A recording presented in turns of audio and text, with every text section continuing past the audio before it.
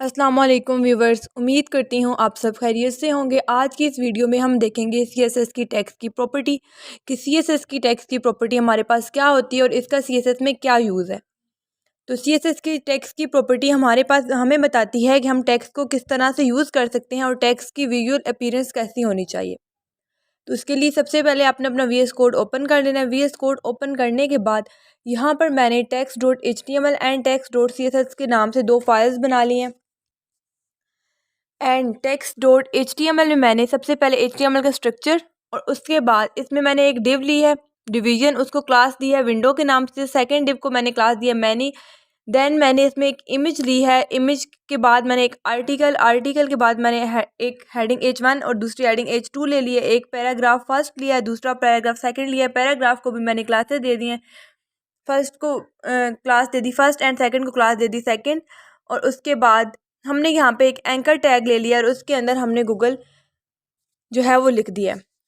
तो इस तरह से आपने एक HTML का पेज बनाना है। आप टेक्स्ट कुछ भी ऐड कर सकते हैं, हेडिंग्स के अंदर भी आप अपनी मर्ज़ी का टेक्स्ट जो है वो ऐड कर सकते हैं।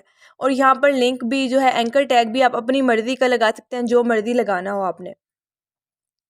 इस तरह से हमने एक HTML का पेज तैयार कर लिया। उसके बाद हमने text.css के नाम से एक CSS की फ़ाइल जो है वो भी रेडी कर लिया है। तो आइए चलते हैं उसको देखते हैं। और जो हमारे पास टेक्स्ट की प्रॉपर्टी होती है वो हमारे पास सिंगल प्रॉपर्टी नहीं होती बल्कि ग्रुप ऑफ प्रॉपर्टी होती है। तो अब हमने क्या किया कि सबसे पहले CSS में आ गए। CSS में सबसे पहले हमने मार्जिन एंड पैडिंग सेट कर दी। देन जो हमारी फर्स्ट डिवीजन थी डॉट विंडो, उसको हमने मार्जिन भी सेट कर दी और उसकी विड्थ भी बता दी। सेकंड हमारी जो डिवीजन थी डॉट मैनी, उसको हमने विड्थ एंड फ्लोट उसको लेफ्ट कर दिया। देन बॉडी में हमने उसका फ़ॉन्ट साइज़ बता दिया। एंड H1 में भी हमने उसका फ़ॉन्ट साइज़ जो है वो 50 पिक्सल बता दिया। फिर हमने पी फर्स्ट जो पैराग्राफ फर्स्ट था उसको भी हमने फ़ॉन्ट साइज़ दे दिया।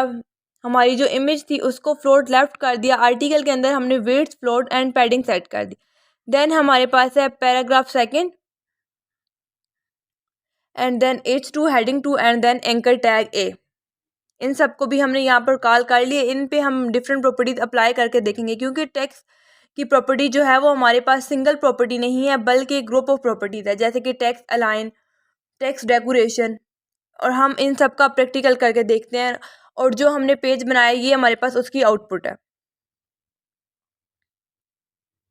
अब वापस हम अपने वीएस कोड में आ जाते हैं। वीएस कोड में आने के बाद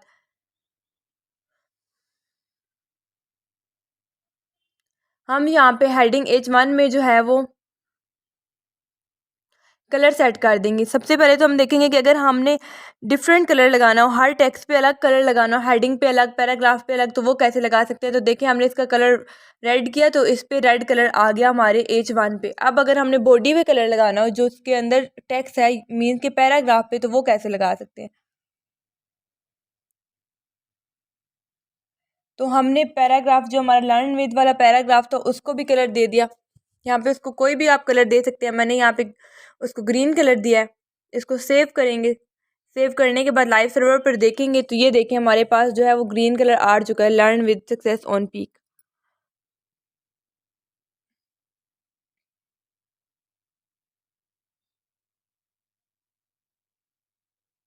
उसके बाद यहाँ पे हमारी जो हेडिंग 2 है उसको भी हम कोई कलर दे देंगे।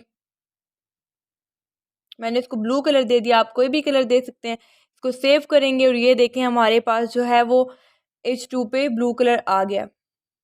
अब वापस हम अपने VS कोड में आ जाएंगे।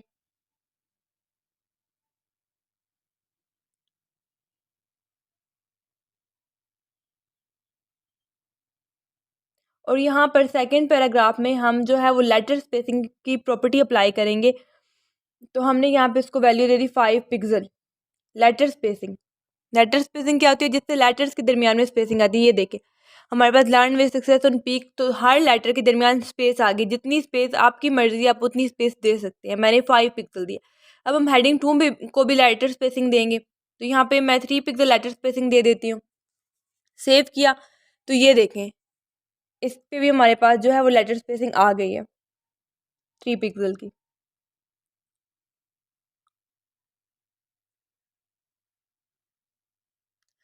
अब हम वापस अपने वीएस कोड में आ गए और जो हमारी हेडिंग 1 थी उस पर हम वर्ड स्पेसिंग की एक प्रॉपर्टी होती है, लेटर स्पेसिंग की प्रॉपर्टी तो आपको बता दी मैंने। उसके बाद एक प्रॉपर्टी वर्ड स्पेसिंग, कि वर्ड्स के दरमियान हमने स्पेस कैसे देनी है। तो हमने उस पर स्पेस दे दी 10 पिक्सल हेडिंग H1 पे। तो ये देखिए हमारे पास कोई स्पेस नहीं है क्योंकि यहाँ पे हमारे पास टोटल एक लेटर है।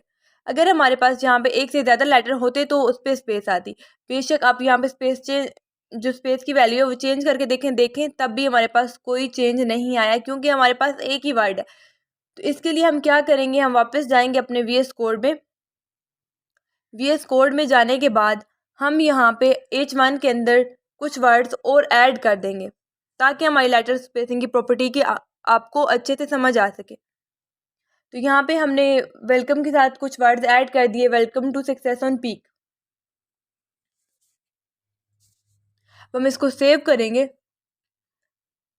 सेव करने के बाद लाइव सर्वर पर देखेंगे तो ये देखें हमारे लेटर्स के दरमियान जो है वो स्पेस आ गई है। जितनी भी हमने वर्ड स्पेसिंग की वैल्यू दी थी 20 पिक्सल दी थी, आप अपनी मर्जी से कोई भी वैल्यू दे सकते हैं। अब हम वापस अपने CSS के अंदर आएंगे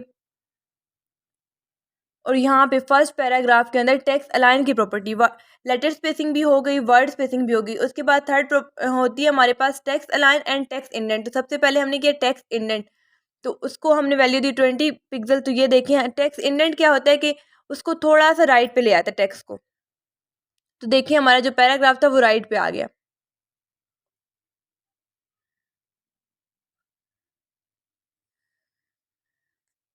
तो ये होती है हमारे पास टेक्स्ट इंडेंट की प्रॉपर्टी। अब हम इन दोनों ब्राउज़र को इकट्ठे ओपन कर लेते हैं, VS कोड को भी एंड क्रोम ब्राउज़र को भी। तो ये हमारे पास दोनों इकट्ठे ओपन हो गए। अब हमारे पास जो प्रॉपर्टी रह गई है वो रह गई है टेक्स्ट इंडेंट की, टेक्स्ट अलाइन की। अब हम वापस आ जाएंगे अपने VS कोड के अंदर और यहाँ पे हमने टेक्स्ट इंडेंट को ख़त्म करके टेक्स्ट अलाइन की प्रॉपर्टी अप्लाई की और हमने पैराग्राफ को हाईलाइट कर दिया क्योंकि जो है वो टेक्स्ट अलाइन की प्रॉपर्टी हम पैराग्राफ पे अप्लाई कर रहे हैं। तो हमारा जो टेक्स्ट अलाइन होता है बाय डिफ़ॉल्ट वो लेफ़्ट पे ही होता है, तो हम अब राइट पे करेंगे तो ये देखें हमारा टेक्स्ट जो है वो राइट पे अलाइन हो गया। ये पैराग्राफ की अलाइनमेंट बताती है टेक्स्ट अलाइन, हमारी टेक्स्ट की अलाइनमेंट बताती है। इसको हम सेंटर में भी कर सकते हैं, लेफ्ट पे भी कर सकते हैं, राइट पे भी। लेफ्ट तो हमारे पास बाय डिफ़ॉल्ट होता है, अब हमने इसको राइट पे कर दिया तो ये देखिए सारा टेक्स्ट जो वो राइट पे उसकी अलाइनमेंट चली गई। और इसकी एक और वैल्यू भी होती है जस्टिफाई। तो अब हम सेंटर को चेंज करेंगे और जस्टिफाई लेफ्ट और राइट दोनों पे इक्वल लाइंस देखें, लेफ्ट पे और राइट पे दोनों साइड्स पे इक्वल है।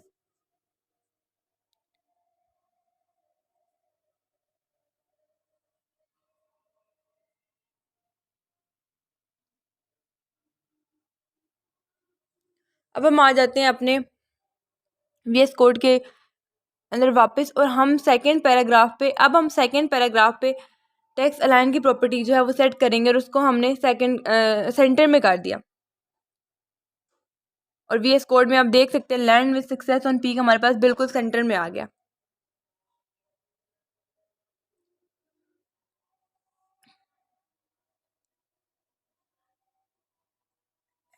हेडिंग 2 H2 के अंदर भी हम टेक्स्ट अलाइन की प्रॉपर्टी को हमने राइट पे कर दिया तो देखिए H2 हमारा बिल्कुल राइट पे आ गया, सक्सेस ऑन पीक जो हमारे पास था।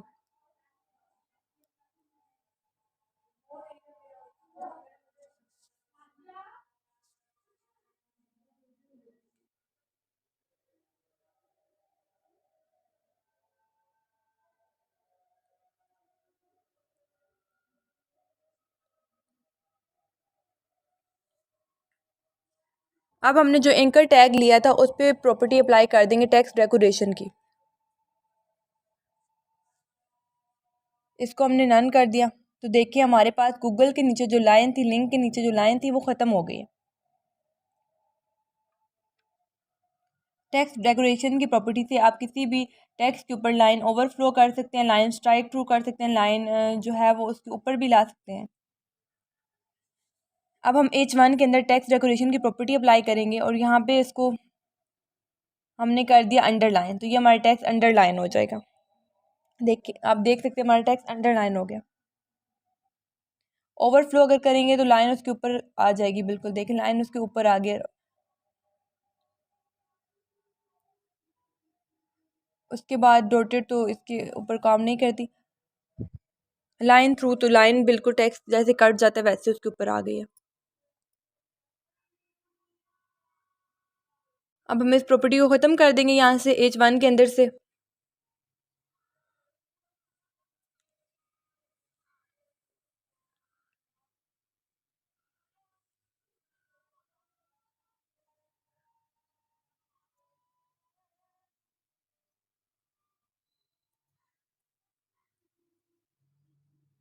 इसके बाद हमारे पास एक और प्रॉपर्टी होती है टेक्स्ट ट्रांसफॉर्म, हम उसको अप्लाई करेंगे और कैपिटलाइज कर देंगे।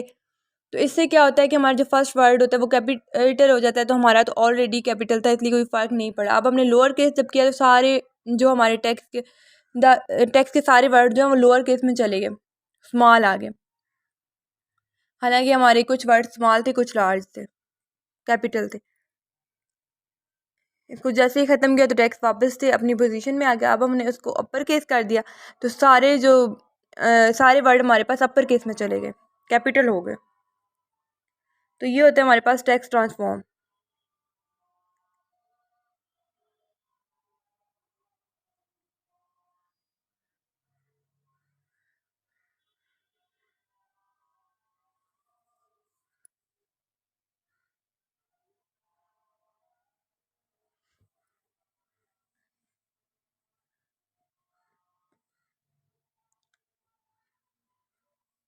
अब हम यहाँ पे टेक्स्ट शेडो की प्रॉपर्टी अप्लाई करेंगे और उसके साथ ही साथ जो हमने पहले टेक्स्ट ट्रांसफॉर्म की प्रॉपर्टी अप्लाई की थी उसको भी दोबारा अप्लाई करेंगे।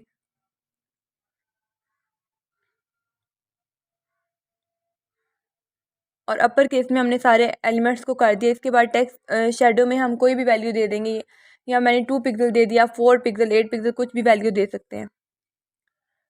तो देखिए हमारे पास जो है वो टेक्स्ट शेडो जो है वो 2 पिक्सल है। अब हम इसके साथ एक और 2 पिक्सल ऐड करेंगे, देन हम इसमें कलर भी ऐड करेंगे। ये देखिए अब हमारे टेक्स्ट पे थोड़ा थोड़ा शेडो आ रहा है। अब हम इस पर कोई कलर ऐड कर देंगे।